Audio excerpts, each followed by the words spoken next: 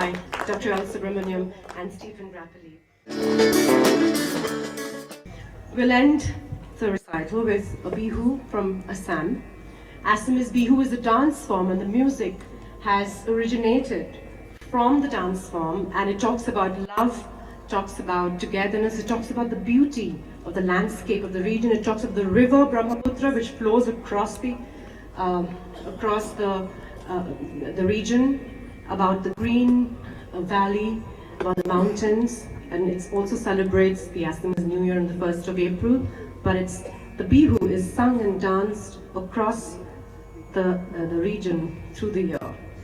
The first bihu is a very soft piece which talks about beauty and nature, and so very inspired with the surroundings here.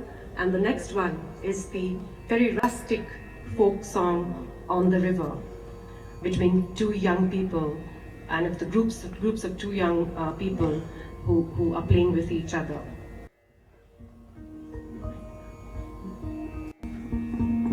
Bihu binondia, bihu anondia, hiu jia gaso.